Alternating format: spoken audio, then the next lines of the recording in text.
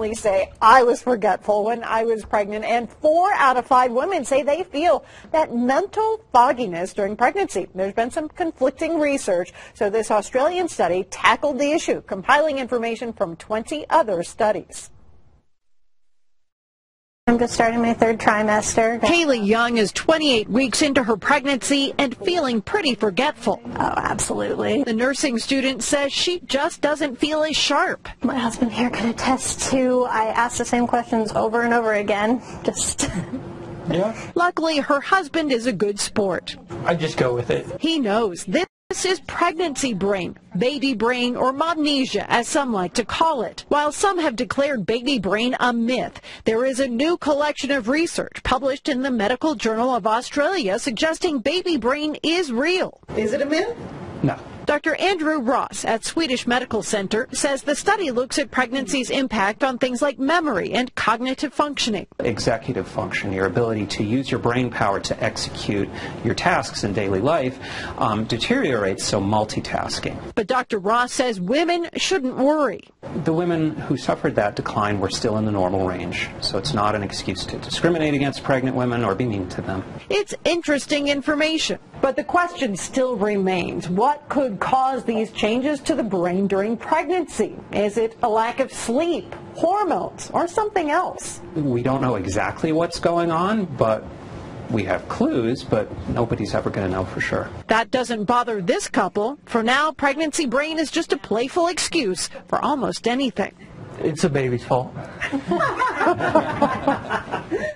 There you go. Now, some research shows some changes in the gray matter in women's brains as they prepare to be a mother, and those studies suggest that those changes are not permanent. So that is good news for us. Although I know you told me that you thought you had never recovered. No, I don't think so. It's been 3.5 years. You still have momnesia? Yeah, I do. Momnesia. So what are pregnant women supposed to do? You know, it's funny because the doctor says he gets these questions all the time. He just tells women to make a list. Get out the phone, write down whatever it is you're trying to keep track of. And then to limit distractions. Don't try to multitask as much as you used to. I tell the husbands to be nice. That's right. Good tip. Blame the baby. I like it. Your body does crazy things. Thanks, Kim. Well, more. Did you have mental fogginess after childbirth? Because there's a big story in USA Today. You don't remember? Have you met me? Yeah. Yeah. I had difficulty remembering what I did last night. Well, after childbirth, they say you can have a momnesia effect. I'm just wondering if my daughter JJ has that going on right now. But, you know, you just don't remember everything. You can have a great photographic memory, and then suddenly you have a baby, and like a little fog develops. I was a soap star. I used to memorize pages and pages and pages and pages and you could still do it right after you had the baby? And then I had a baby, and Mark walked into the room, and I said, hello. Trying to figure out who he was? You're related to me. He said, I'm your husband, the father of your children. Yes! Mike, Steve, Mark. That's, I mean, literally, it's just really, gone. Huh? It's just gone. But then things straighten out. Yeah, well, no, but parts never come back, and this is why there are people on the planet, because if women remembered childbirth, we wouldn't do it again. Well, why did you do it 2 more times after that? Because I had momnesia. Lunch. There will be coffee. Whether they're renting or relocating, they all seem to need Jamie Chavez. Those are all my morning calls. The real estate agent gets things done. Hi, Carolyn. This is Jamie calling from Remax Prestige Realty. How are you today? But Jamie works around a deficit her clients never know about. From those keys that get lost in her office door to her fax number cheat sheet. It is 659-1. Jamie's memory is gone, kaput, done. I forgot the printer ink. I forgot to go to MLS, which means that I have to remember that stupid super key again tomorrow that I can never remember. Any mom will understand when they see what hangs over Jamie's desk. For the rest of you, here's why.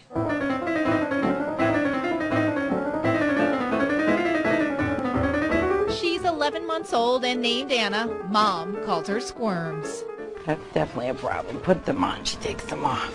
Cute as a proverbial button, Squirms has brought nothing but joy. What she took, Mom's memory. I feel like my joke is when I gave birth, like, where did my mind go? You know, I must have given birth to part of it. For those of us afflicted, we have a new name for all this forgetfulness. We're calling it momnesia. Some of us get it because of this. That nighttime wake-up call that keeps us up over and over and over. And then there's that last wake-up call right before dawn.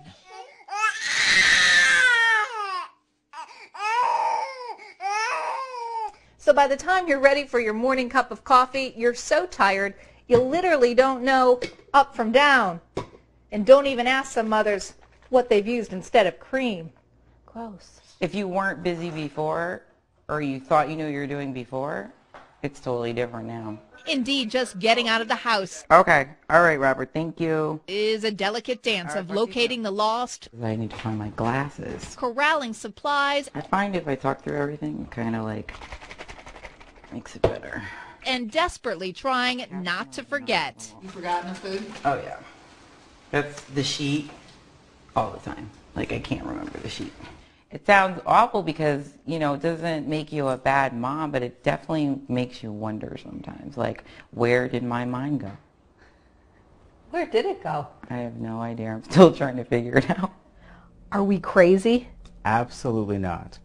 You're not crazy and you're not dumb. Psychiatrist Jonathan Greenfield explains momnesia is not a documented disease, but he's seen it. It's a lot about stress, it's a lot about sleep deprivation, it's a lot about chemical imbalances, it's a lot about all of those things. So how do we remember? Be organized, be relaxed, don't be afraid to ask for help when they need it, rest, let their bodies rest. Go ahead, shoot at me. Tons of rest is not on the to-do list for most moms. No, thank you. Okay, bye. Jamie and Squirms have worked out a treasured routine. Good morning. How are you? Say hi, Squirmers. Hi, Nana. And despite some things being forgotten along the way, this mom always remembers the reason she does it all. I spend my whole day running around in a circle, trying to get to everybody and everything and not forget anything. But the most rewarding thing is at the end of the day to get to her. When I get to her, it's just like, it was all well worth it. Momnesia can actually be a good thing. Dr. Greenfield says in about 6 months to a year, it actually goes away and gives way to a heightened sense of mental sharpness. A lot of times we call it a mother's intuition. Now, if you'd like some more ideas of how to deal with momnesia until that happens, just go to our website and look under Seen on 25. Kathleen O'Toole, WPBF News, 25. I'm Deanne Flynn, and I have almost as many children as they have combined. I have 7 children, and it's interesting to me how many people come up to me and say, now, you have 8 children, right? And, you know, I have to be honest, just for a split second, I always think, do I? Have I left one at the gas station or at Costco? I mean, I practically have no brain cells left. Do any of you feel like you suffer from momnesia? Raise your hands. I have to write everything down. I'll walk into my child's room and I'll think, now, who are you and why did I come in here? You know, it's crazy. I heard about a woman, though, true story, on the news not long ago. And my heart went out to her because it's something I would probably do. This woman had recently given birth. She went to the grocery store because life goes on after you have a baby, right? She put her baby, her newborn, in an infant seat in one of the shopping carts, and she filled the other one with food. She paid for her groceries, she went out to her car, she loaded her groceries, shut the hatch, and drove home. She was at home when she realized she had left her newborn in the parking lot of a grocery store. True story. Okay, the baby was safe and sound, but my heart bled for her. And when Sherry Dew was talking last night about how we shouldn't judge each other, I don't judge that woman. I don't judge any woman because I have walked a mile in her moccasins. I feel like I've ran a marathon in her moccasins. Hello, sons and daughters. Lisette here for D News. Many mothers report that having a child is one of the most meaningful events they've ever experienced. It's life-changing. And from a science perspective, they're right, even when it comes to the structure of their brains. Mothers experience neurological changes that start in pregnancy and continue throughout early motherhood. In a study published in the journal Behavioral Neuroscience, researchers looked at moms' brains at 2 to 4 weeks after giving birth and then again around 3 months later. Using MRI technology, they found that mothers had increased gray matter in certain areas, the parietal lobes, prefrontal cortex, and others. Yes, their brains literally grew. What's more, some of the growth happened in areas like the amygdala and hypothalamus, which are associated with emotional regulation, survival instincts, and hormone production. The changes here seem to be linked to mothers having a positive view of their babies and an increase in positive feelings toward them. It's what helps moms get up 5 or 6 times at night to a screaming baby without losing any love for them.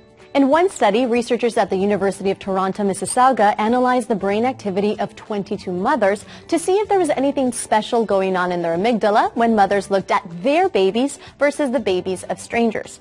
What you'd expect is that mothers would respond more strongly to their own babies, and some women did. These women reported higher feelings of satisfaction with motherhood, a more positive mood, and generally good experiences with being a mother. Conversely, when the amygdala did not become more sensitive during motherhood, it ended up affecting the bond between mother and child negatively. The women who had reduced amygdala responses to photos of their own babies reported poor quality of maternal experience, including increased levels of stress and anxiety. Essentially, these mothers felt they were having a hard time. We know from other studies how important activating these brain regions can be in buffering against negative emotions or feelings in new mothers. In fact, postpartum depression is associated with the binding sensitivity of receptors in the brain that affect the amygdala and other structures involved in the dopamine reward system. This is the same system that is activated when we fall in love with our high school sweetheart. In fact, studies have shown that the same neurological processes are involved in falling in love romantically as with falling in love with our baby. One hormone involved in this process is oxytocin, commonly dubbed the love hormone for its role in bonding and affection. Your body releases it when you hug someone or cuddle. It's when you get that feeling and everything's okay. But it is also released when women are giving birth. It's associated with breastfeeding and it facilitates bonding with a newborn. The hormone spikes during pregnancy, and regions with high density of receptors for oxytocin, like the amygdala, are specifically activated in mothers' brains when responding to baby spaces and scents. In a study published in the journal Frontiers in Psychology, researchers gave women baby pajamas that were worn by 2-day-old newborns. In one group were mothers who had just given birth, and in the other, women who had never had children. When the women were asked to sniff the PJs, all women could smell the baby scent to the same degree. But what was happening in their brains was different. Mothers had more intense brain activity in the dopamine reward system than women who had never had children. The system is involved in reward learning, and it's the same that makes us crave certain foods or become addicted to drugs. It motivates us to act in ways that get us closer to the reward. In mothers' cases, a baby. So yes, mothers can pretty much be addicted to babies. It's why moms can't stop with the kisses, even when you're 22. So how about you show your mom some love in return with something special from K Jewelers?